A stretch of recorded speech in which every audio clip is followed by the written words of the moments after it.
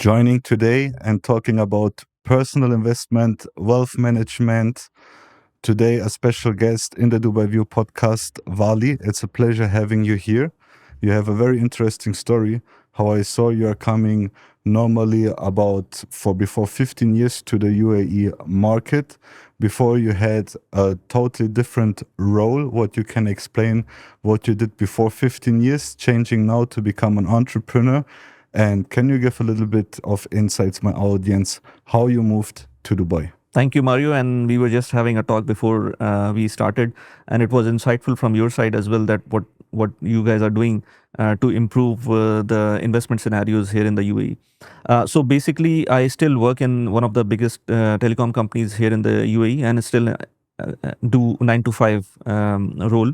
But I'm deviating because now I can see a lot of potential that what I've done in last 4 years. 15 years back, I moved to UAE. Before that, I was an engineer. Even right now, I'm working as a technical manager.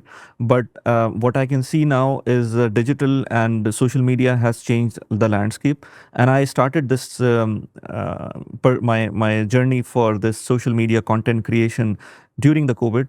Most of the people that I know have done a few things here and there in COVID because they've got a lot of time on their hand. That's what my so basically what happened. My family was stuck in Pakistan. I'm from Pakistan, so they were stuck in Pakistan. My son at that time was age 8, and he was having this hobby of making videos of currency collection, and he was doing good. And I was forcing him to do more of those videos. But then, YouTube, how it works, it doesn't give you a lot of traction if you don't post a lot, and it takes a lot of time to get some traction out of YouTube. So he was doing very good, but he was not posting a lot. And then once he's back, he was still not convinced that he should go ahead. Then I said, okay, let me show you. I'll make some videos, and then I'll show you. No, it's not impossible to grow on YouTube. I was just because I am very big in analytics. I like numbers.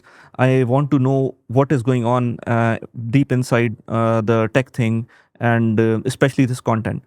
So when I started making videos, of course nobody was watching them. Maybe hardly 10 views, 15 views, something like that for the first 7 or 8 videos. And I was keeping on doing that because I was loving the idea of handling the cameras, doing the editing, and every day was a new learning. It reminded me of the time when I started my technical career. At that time, I also, for the first 4 or 5 years, I was learning new thing every day. So that was something I liked, playing with the data. I was in a domain where I was deeply involved in the data as well. So I found that YouTube gives you a lot of insights when it comes to where your viewers are from, although it was a small number at that time, but still I can see that what data I can get slowly. And by the way, I was not posting any of the social content on my personal social media profiles. And the reason was that I think that at that time also I've seen some of the videos of some gurus of YouTube. They were saying that do not post and push your content in your family groups, in your personal profile. And the reason was that once they might see it for a few seconds and then leave. And then at that time, YouTube might get the indication that it's not the good content and you should just not promote this video. So what I was doing, and also there was a fear of people what they would say. So I don't want to get into that spot as well. But eventually, I was posting the content for 4 months straight, and I was posting, let's say, 2 videos a month, not more, because I was not having that kind of energy, that kind of technical skills to have more videos pumped up. But after 4 months, somebody from my office came to me and said that your video was there. Was it you? I said, yes, I'm posting some videos. So he got a lot of help from whatever I've posted. It was regarding bank account opening process back home in Pakistan while you're expat here in the UAE. So I then came to know that a lot of people are getting value. And then I found that a few videos were going into search as well. And they were getting traction from all over the world, not only from, let's say, Pakistan, but not only from UAE, but all over the world. So I then come to know that the social media can help a lot of people by simple one video once you're posting. A lot of people can get benefit from it, because then YouTube is the biggest search engine after Google. So a lot of people are searching for what is going on and how they can do things. And this is what I tell to a lot of people, that if you're making thinking about creating videos and thinking about creating a let's say your social media career, and thinking about what should you post or what should you create in terms of videos, think about how, what kind of topics, because then those people who are searching for it, eventually YouTube, if the content is good, eventually YouTube will push your videos. Because I have seen what YouTube is doing is they're looking out for good content which people can resonate.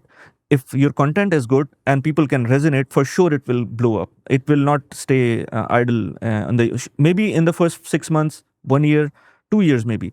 But eventually, if you're making good content, creating value, YouTube will surely will give you traction. So How this was long, excuse me if I yeah. interrupt you, how long time you are currently on YouTube? Because I see you have 75,000 subscribers on YouTube.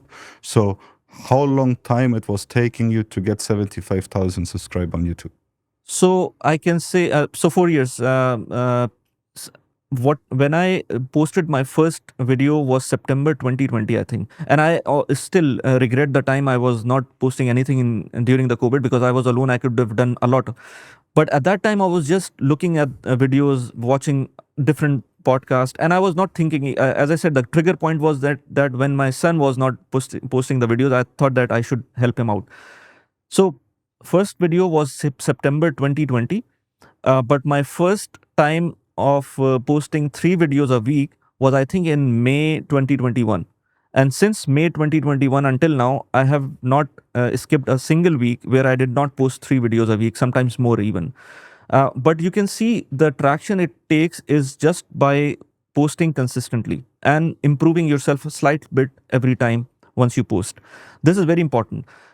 Quality is good, quality is very important, but I think quantity is much more important than quality once it comes to YouTube, because once you make quantity, like pump quantity, you will automatically get improved while you are doing YouTube videos. So my English is fine, but once I start making English videos, it sometimes have problems when once I do this in front of the camera, not in front of the podcast camera, but in front of my own camera. So that is why I post less on my English channel, and you can see the difference. My English channel is also 2 years old, but only having 3,500 subscribers, and the reason is that because I'm not posting a lot there. Posting a lot definitely will give you a multiple edge, and having knowledge of different gears also helps a lot, because this is a new thing. Like 5 years back, nobody can think that I have to operate mic, I have to operate the camera, I have to operate lights. How are the lights going to work? 5 years back, only people from the film fraternity or movies, they might think about that. But now everybody should be aware about this. We don't have, like, if you're an engineer, doctor, you would not be studying these things in the college or university. So you have to learn it yourself. And this is something for everyone, that whenever you are starting, it's new to you, but it's new to everyone. So you have the competitive edge that if you are thinking about starting, you should just start.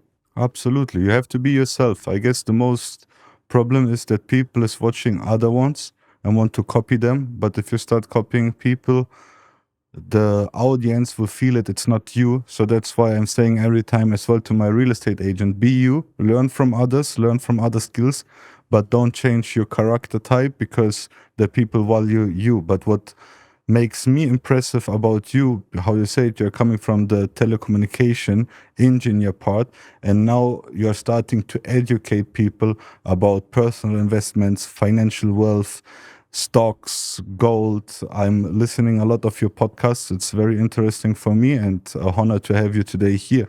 What gave you, I saw now the decision was as well about your son. You wanted to teach your son that everything is possible in life, what is a very beautiful lesson.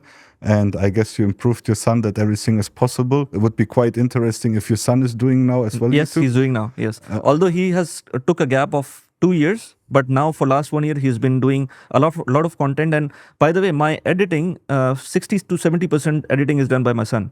Wow. So he knows a lot about editing, how to come in front of the camera.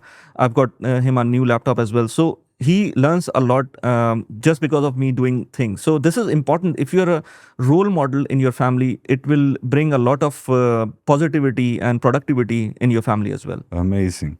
Coming back to my question now, what gave you the decision to switch from being an engineer in the telecommunication part to teach people valuable insight about wealth management and personal investment? So since very long, I first of all, I'm a data person, so I know whatever investments people are doing, and they are saying, let's say I've purchased this home 20 years back, and now it's 30 times the value of when I purchased. I'm talking back home in Pakistan, so the values increased a lot, but the currency also depreciated. So when people tell me this thing that 20 years back it was of this amount and now it's this amount, I always talk to myself that, okay, what are the other asset classes that are giving you such returns? Because you're talking about in the rupee, which is depreciated. So we have to first of all benchmark it against the dollar, and then there are other assets around the world which people don't see, because once we are living in one particular region, we don't see a lot what is going on outside world. Similarly, people living in Dubai, they should think about what is going on outside. So people living in Canada should think about what is going on in outside world. So when I started comparing that, I found that there are other asset classes which have given much better returns without, because our real estate sometimes is not passive. So if you're buying an off-plan property, it is of course passive, because you're just paying something upfront, and then you're paying some installment, and towards the end of the tenure, you might rent it out, or you might just flip the property. If you rent it out, there your passive investment is no more there. It's now partially active, because you have to think about having a tenant, problems with the property, and so on and so forth. So completely passive income is no more there, like in terms of real estate, unless you're just doing flipping and these things. For that, even you have to think a lot. Once I studied further, I found that investing in the stocks, especially through index funding, where you don't have to worry about a lot, you just have to pray that US stays there as it is, which is, I believe, would stay like that. Or you can also not only invest in the US stock, you can diversify your portfolio and invest in not only US, but some kind of ETF, which is giving you a exposure in places like China, in places like let's say South Africa, in places like India. So once you are investing through those ETFs, those stocks, you are completely passive, because you don't have to think about what is the next Apple, what is the next Nvidia. You don't have to think about that, because I don't have that kind of knowledge to find out what is the next good stock. What I know is you have to keep on investing. You don't have to pick and choose the stock. If you pick and choose the stock, you must be doing gambling, because unless you are well aware about their things, what is going on, what is the next step the CEO is going to take, what is the next CEO going to be, or when is the CEO retiring, or things like that. If you don't have such kind of insight, it's very difficult for you to find out what exactly is the company going to do. So my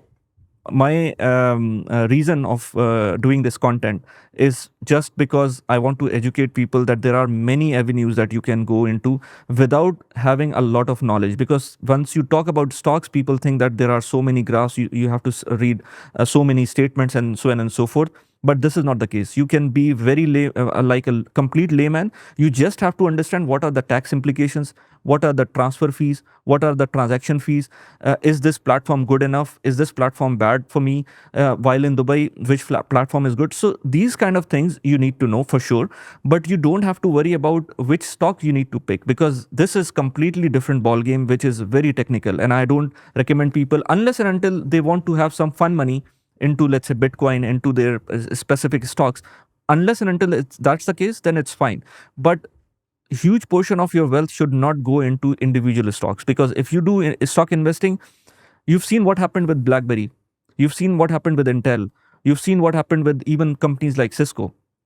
Cisco is good even till now, but the stock prices have not moved a lot since 20 years. But you've seen IBM, what happened to them. Nokia, what happened to them. So they were pioneers in back in the days. What happened to them now after 20 years? So I don't want to stuck into, let's say, I'm a big fan of Apple, but I cannot be sure that Apple will be there for after 20 years. Okay. I'm not sure. But if you think that, okay, US will be there after 20 years, then you can invest in the US stocks ETFs. So this is why my thought process is always like, this is one thought process. The other one is that even with, let's say, 100 dirhams, you can start investing, which is not the case in, let's say, real estate. Because if you're doing off-plan properties or big properties, unless you go into crowdfunding, you can not invest a small amount in real estate. But for a small amount, you can even invest in gold. You can invest in, let's say, stocks. You can invest in crowdfunded properties. A lot of options are there. So people wait until they have a big pool of money, or even fixed deposits, or some government securities. Like here in the UAE, we have national bonds. So you only have to start with a small amount. Then only you can see the benefit of compounding. I'm totally agree with you. I guess it's very important to diversify the money. But how I say as well, it's a very crazy world who we are currently living in. I guess there's not even one country than Dubai who have not financial issues currently and war. Look to the world, look America. Yes. I was yesterday in the Dubai summit and Robert Kawasaki said something very nice. He You said, were there? yes, I were there. Okay. After our podcast, I will be there again, Okay. joining the speaker. And he said currently what we are seeing before gold was the most value, paper, American US dollar, it's just get it printed.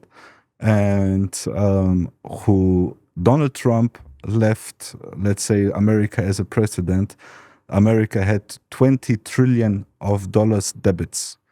Who Biden came into the market, he was leaving out with 38 trillion Yes. of dollar. So now seeing that Donald Trump is a businessman, he's an entrepreneur, he knows exactly how the economy have to work, and I'm pretty sure a lot of things will change in the year 2025, and he is a believer on Bitcoin. I guess that it's now the right time for the people to understand the current world situation and where the money really is. So I guess everyone have the possibility in the year of 2025 to get rich and to know exactly where to invest in. So what is your idea about Bitcoin, and what do you think where Bitcoin will be if Donald Trump is starting working with Mark Zuckerberg, Robert Kawasaki, and into the crypto game? So Kiyosaki is someone who I admire because I've seen his books. I've read his books, this Rich Dad, Poor Dad. The books were fine and they were absolute value to it. But now Robert Kiyosaki is sometimes giving something which is I don't understand. So he talks constantly about gold. So gold is fine. Gold, I always say that you have to have a hedge against inflation. And although this did not prove during the COVID time, because until now, I mean, gold was not touching all-time high. It was around 2,000, 2,100 per ounce until recently. It just recently went up. During the whole inflationary period of starting from, let's say, COVID until recently, like 6 months back, gold was not moving, although inflation was over the roof. So gold is not a productive asset, as Warren Buffett said. So I am not into that, let's say, group which is belonging to Elon Musk and Robert Kiyosaki. I'm into more how Warren Buffett see things into his perspective. And I'll tell you why. Because, Elon Musk and Donald Trump right now, they are combined together. They are talking the same thing. But if you see, there is a big clash between themselves as well. And it's because Elon Musk I admire him a lot, but he is saying a lot of things which is pumping and dumping a lot. So, Dogecoin, Yes. what he does with Dogecoin, Yes. he says something and Dogecoin goes up and then goes down. Tesla stocks as well, the same way. So much so that the commission there in the US, they have warned him, they have penalized him as well. After that, he knows how to manipulate things. So he put the name Doge as Department of Government Efficiency. Instead of Dogecoin saying every time that, he's talking about Doge like that. So he's a manipulative guy. So everybody who is having hard-earned money, they should be thinking twice before investing something when Elon Musk says something. I again admire his vision, his things, but he has to generate money for his ambitions. So he generates the money likewise. I might be wrong, but I think like that. The reason is that now if you see Donald Trump always is against green energy. He's against Paris Accord. He's against people talking about environment. He's for the fossil fuel always, because he's saying coal will not damage our environment and things like that. But Elon Musk, on the other hand, is having EVs. He's talking about X platform. He's talking about so many things that Donald Trump is not aligned with. But still, they are aligned because right now it's election time. You never know what will happen after. Even China part. Elon Musk is in love with China because he wants his Teslas to be sold in China. Donald Trump does not want China. He wants a tariff on China. So there are so many contradictions between them as well. So you have to think holistically what is going on. For Bitcoin, my point of view is that after 15 years of looking into Bitcoin, I still don't see a reason why should I invest in Bitcoin. The reason is that um, so for last 2 years, AI has blown us away, right? For 2 years, AI is there for the good or the bad. It has given me a lot of options to improve my life through content creation as well as in my work. But Bitcoin or crypto in general have not given me any value apart from the fact that somebody else wants to buy it on a higher price. One thing that Bitcoin or crypto allows you is to send across the payments easily. This is the only thing that I've seen so far with crypto. But if you have white money, then probably it's easier for you to transfer that white money easier across borders as well.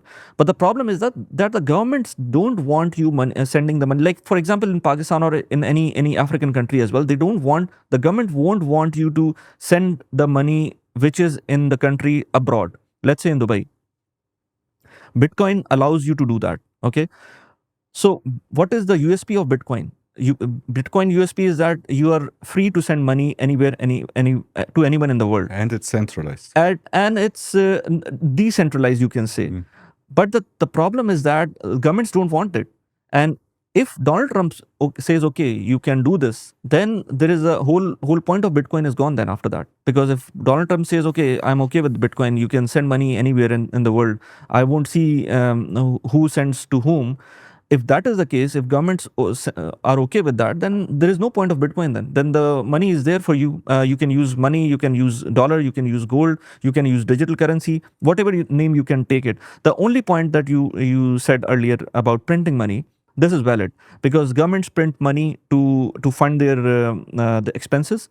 We've seen how COVID and during the COVID they have printed a lot of money, not only in the US, all over the world.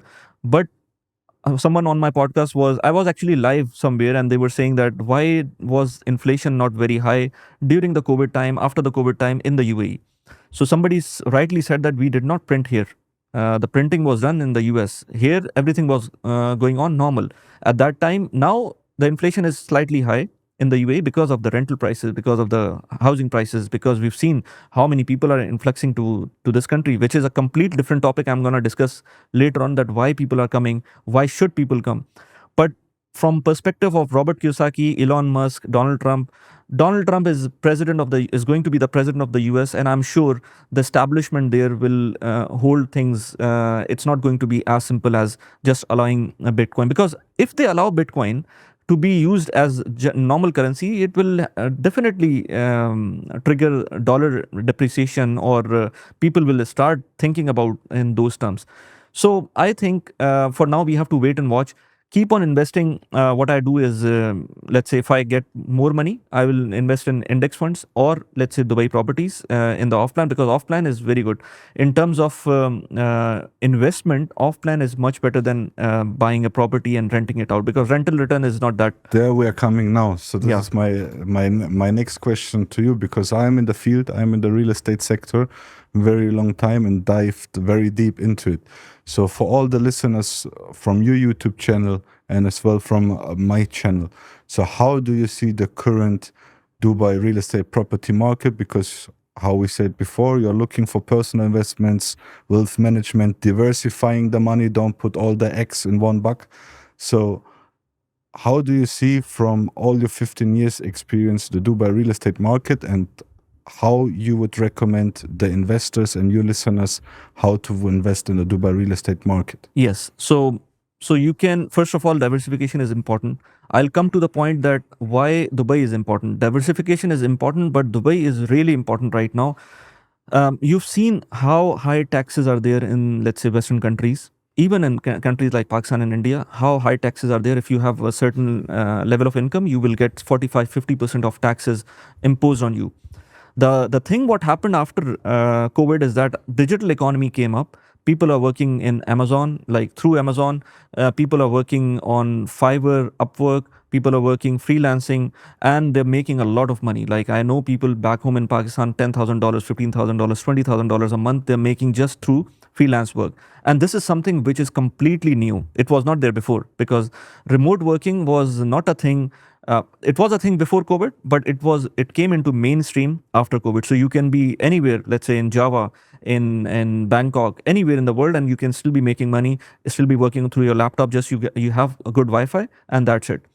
So this is why Dubai is getting benefit once they started golden visa, once they started freelance visa, green visa, and all sort of visas that they introduced at that time. At that time market was low at the as well, and people got benefit. Imagine you don't have to worry about what kind of visa status you are. You've got 10 years visa with you, with all the benefits that comes with it. Like you can live here, you can do some business if you want. If your job goes away, you don't have to worry about leaving the country. You have the personal bank account, which is very important. Dubai's bank accounts are very important. As a freelancer, I'm working here. I know how important it is to have Dubai's residence as well as Dubai's visa. So all this combined together, this makes an attractive proposition for anyone outside Dubai to move.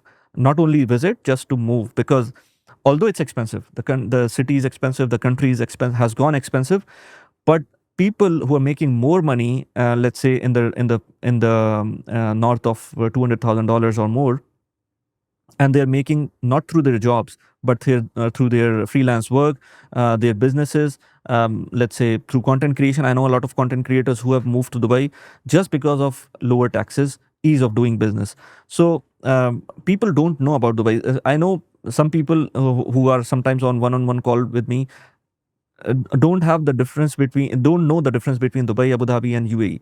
So this is how uneducated people are right now. Although Dubai is a big brand, so you don't have to worry about what is Dubai. But people not knowing what is Dubai, what is Sharjah, what is Abu Dhabi, what is UAE overall is a joke to me till now. But still, there are people. So I would tell everybody, depending on the situation, not everybody can survive here, because if you are thinking about doing a job, finding a job is difficult. Earlier, I know people from India and Pakistan, they come here to search for jobs and they get jobs easily as well. But now I know people from UK, Canada coming here to get jobs, not on business, but to search for job, hunt for jobs. And they're available for, let's say, they can compromise on money as well. They don't want very high income levels, because they know whatever income they are going to get is better than, let's say, back home in Canada or UK. They will get less once the taxes are applied. It would be less. US is a different category. I don't talk about, whenever I talk about Western countries, I just keep US aside, because US is a different market, different ball game. But all other countries, when they talk about taxes, when they talk about cost of living as well, we are still. I was watching another podcast and a video as well, and I was blown away by the cost of grocery in Canada. So cost of living overall, this country, Canada, gives you free education, free healthcare, but there is a cost associated to it. If you're making good money, there is no point waiting for in line for emergencies, waiting for line in getting specialist appointment, and not getting good education as well, because there are a lot of issues with type of education being provided in those countries. So here in Dubai, it's all controlled for good. I think we've seen in past whatever situation happened all over the world during COVID, and after that, Dubai has or UAE in general has given us much better protection. And I would suggest anybody who is making good money through their businesses to move here. Nowadays, it's very easy. I think you might be in the same business, so you know that how easy it is to set up a company here in Dubai. You just need, let's say, and by the way, one thing I just wanted to mention, during the content creation, I've seen this happen, because earlier when I was doing the content creation, I was not making a lot of money. I asked someone, how much do I have to pay to register my company as a content creator? I came to know at that time it was 25,000 dirhams per year. Now am registered and I'm only paying 1,500 or even less than that 1200 dirhams per year as a content creator. I'm licensed. This is how things have changed here in the UAE, because the government knows it's not going to they are not going to make money through the fee. They're going to make money once I spend that money here. Once people come to when I tell people about Dubai, they will come here, and then it will be a money creation machine. So there are so many things I can talk about Dubai that are so good that people should move. That's great. So, of course, I guess as well, someone who have family or as well, he's a single. Everyone have to make his plan before moving to Dubai. Just coming to Dubai with a little bit of source of money. I saw many people after 3 months, 6 months coming back. The same like in the real estate game. There's many that thinking, oh, everyone is buying currently properties here in Dubai. I will be now an agent in Dubai. It's not working that way. I'm saying every time to every new agent who's coming into the new market, you need at least 6 to 12 months money by side to survive till you understand the market, till you're creating, let's say, your investor circle and starting selling properties as well. Now jumping in, it's not more that easy. As well, a lot of people who's coming and saying, oh, for me, it's better to work for a developer because the developer is paying me 12,000 dirhams, but I'm just getting 0.85% commission. I tell them as well, okay, you get the 12,000 dirhams, but in the end of the day, all the real estate companies and agents, good agents who's long time in the market, already have the sales manager who they're working with. So it's not that easy that you're writing now Ix Capital, for example, Metropolitan, Fan Properties, and all the other real estate companies, what's called, who are huge in the market and saying, hey, I'm Lisa, I'm new sales manager by Shoba or Ellington. I want to work with you guys. They will say, sorry, pleasure meeting you, but we already have an existing sales manager. So it's not easy more in that time to enter the Dubai market and making fast money and a lot of money. So that's why I'm every time telling the people, get information, get knowledge, look what you want to do. And if you don't have a business or income outside of the country, before you're moving to Dubai, already start sending CVs, looking who can employ you and to have a backup, because otherwise you will fall in a black hole and you don't come out anymore. 100%. I had a podcast with one of the real estate agents here in Dubai, and he blown me away when I was talking, because I've seen real estate agents are very bad with their money. They don't keep the money for the rainy days. Emergency funds are not heard of. They just buy once they have the check of commission, they just go buy a best car they can do with that money. That guy I was talking about, he has got, because in once you talk about emergency fund, it's different for all different regions. So because here in the UAE, you don't have a lot of content creators talking about finance, but whatever information that you're getting is from the Western Western creators, or let's say Indian creators, which talk about 6 months or 8 months of emergency fund, which means that whatever monthly income you have, you must have, let's say 8 months or 6 months of emergency fund. But here in the UAE, I always tell everyone to have at least a year worth of emergency fund. And for real estate people, that guy told me that he's got 3 years of emergency fund. And the reason is that you don't know what kind of, let's say, cycle you are going to be in future. Right now, it's all good, but maybe 6 months, it would be flat. It happens with a lot of people. So you've got to have 3 months, 3 years of emergency fund if you are a real estate agent. And especially if you are new, then for sure 1 year is minimum that you should have, because then you don't have the pressure. This pressure appears to the client, because once you are talking to the customer and you want to have this deal, because just because you cannot afford next month, it will appear on your face. It will appear on your whatever you're saying. So rather than doing that, become like if you are pushing the customer to buy this just because you need to have your commission, it's important to have your own funds in place so that you build a long-term relationship rather than having a short-term. Absolutely. And this is what you're seeing a lot of times, pushing investors. Yes. And I'm saying every time, and this I'm saying as well to my real estate agents, don't push investors, because the only answer what the investor will tell you, okay, if this building is sold out, God didn't want that I buy that apartment, there's so many other launches, then I will buy in the next one. So it's not useful to push, because even the European, I say before 2 years, 3 years, we saw a lot of Ukraine and Russian investors buying here. Now currently we are talking about Germans, Italians, French, Netherlands people who are buying here. They don't like to get pushed. I grew up in Germany. If you push someone, it's meaning something is behind them. So how I educate my investors every time, I told them, listen, this is a developer. For example, if we talk about Aldar Heaven. So Aldar, one of the famous developer in Abu Dhabi, it's like MR in Dubai. Or if you're talking about Maras, Natal Sheba, the faces of townhouses and villas.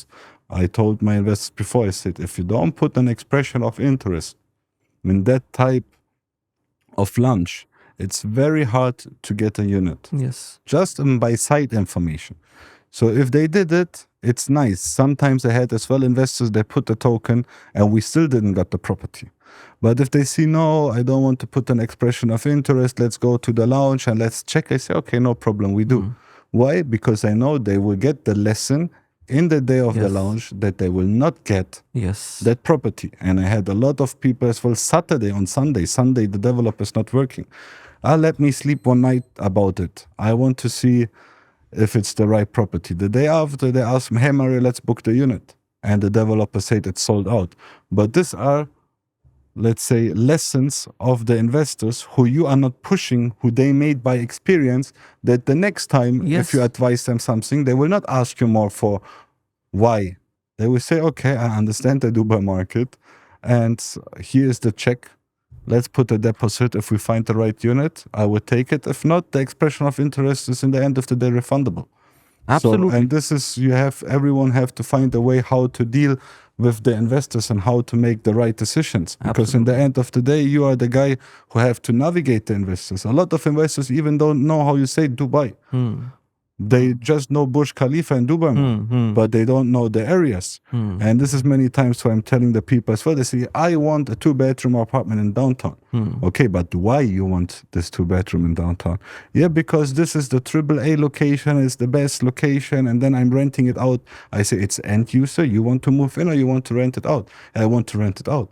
I say, but then an investment in downtown is not making sense for you, because if you're looking now the currently square feet prices, what you're buying in downtown and the rental prices, you're going out with 4%, 5% yield. So if I want 4 to 5% yield, I can invest as well in Germany. I don't have to invest in Dubai. But if you're going into B locations, C locations, you are buying with much less money. The rental yield per year, it's not much different. We talk about 20, 30,000 dirhams per year. So we talk about 8, 9, 10% return of investment. And this is how you have to navigate the investors, that they say, hey, this guy have experience and this guy is navigating me. And I guess this is what a lot of agents have to understand, not just saying yes. If an investor is saying, I'm looking for that and that, you have to understand why he's looking for that and that. 100%. And this is the reason whenever we like, I make a lot of real estate videos on my channel as well, and I try to educate only, because this is the way that you can build the trust of people, and this is how you build long-term relationship. It's not only one, because I have seen whatever clients I have referred to, the people, they tell me at least they have done twice the second transaction as well. So this is very important. The recurring transactions are very important, and this can only come if you be upfront for everything since the beginning. It's not the first deal, and sometimes people do deal with someone else and then come to you later on because of your content, because content is very important nowadays. Another thing I want to recommend to real estate guys, that what they're not using right now, and I can see a lot of potential, that they are not using LinkedIn. Instagram is good, YouTube is very good, all other platforms are good, but LinkedIn is the place where all your customers are, because most of the customers are professionals or investors, or they've got very good businesses, or whatever the case is, they are there on LinkedIn. They might not be active, but they're there, and sometimes they are checking out their account. So if you're active on LinkedIn, you will definitely find value there, because they will see, okay, this is something that he's posting a lot. LinkedIn is good because you can post text content, picture posts as well, videos as well. Videos, to my experience, are not doing very well on LinkedIn. LinkedIn is very good with picture posts. It's doing very well. So you don't have to work a lot in terms of content creation as well. You can just post one picture and then write whatever you want to write, and it's easy as well. And people get instant connection. I totally agree with you. But in content creation, what I saw, and it's important, be again different. Yes. Currently, we have 25,000 registered real estate agents. Let's say in the gray and black market, we talk about 60,000. And every video is the same. Someone start to do an hype. For example, there was videos who they say, if the investor have a Rolex Submariner, which apartment is fitting to him? Fitting this and this. If an investor is driving a Lamborghini Urus, which apartment you would recommend him? Afterwards, you have 2,000 agents who's doing the same video. My Instagram currently, I'm just scrolling, annoying, scrolling, boring. Why? Because they are copying people. Don't copy people. Be yourself. 100%. And me as an investor who's living in Dubai, in Germany, for example, and want to buy in Dubai, I don't want to see a video which investor is wearing which watch to buy which property.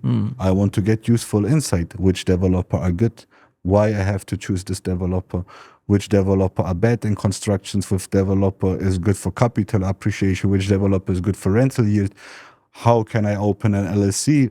What is the difference between free zone and mainland? How much cost me an LLC? How much cost me or a mainland? How much cost me a free zone company? What are the differences? How can I cooperate? This is useful insights. How the payment plans work? How much delay can have officially and legally a developer before I can case him?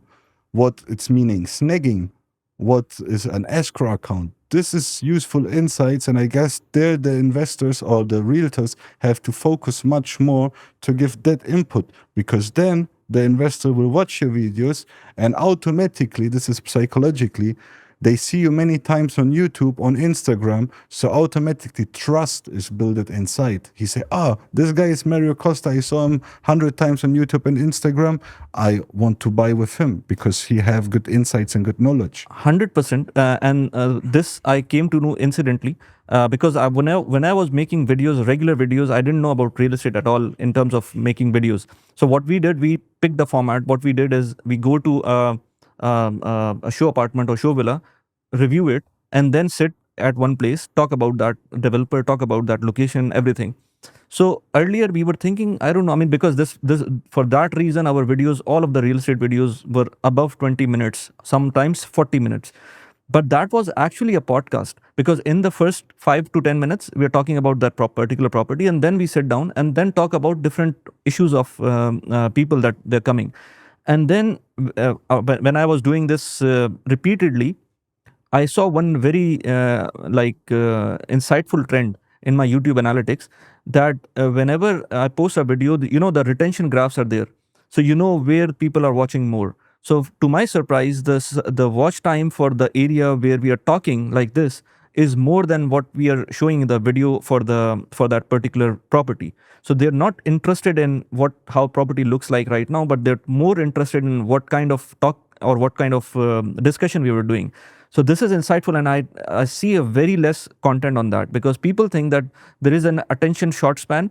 I'll tell you a very good example. I know one of the real estate agent, and I was talking to him just over something else. Then he came to me and told me that, see, I've got Instagram, and I've got I think he's got almost 30 or 40 reels, and out of those 30 and 40, I think few of them got viral.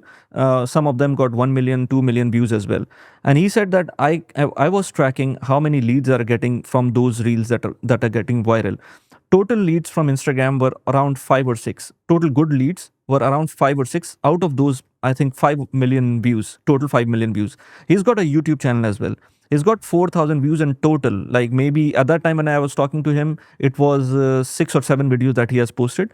And he's got total views of around 4,000, 4,500. From those 4,500 views, he's got 11 leads. Imagine Instagram reels, which were having 5 million views in total and got five leads.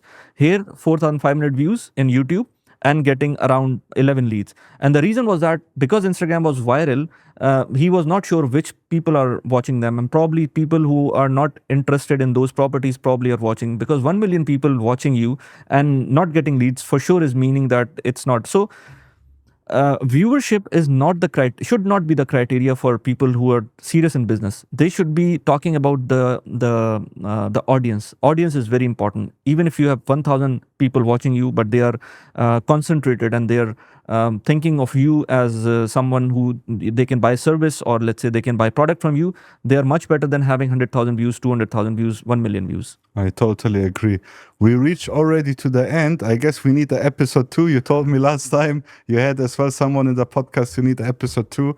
I would love to invite you the next time because I have many more questions for you. Sure. But thank you so much for having you here, and it was a pleasure meeting you. Same here. Thank you very much. Thank you so much. Thank you. Thank you.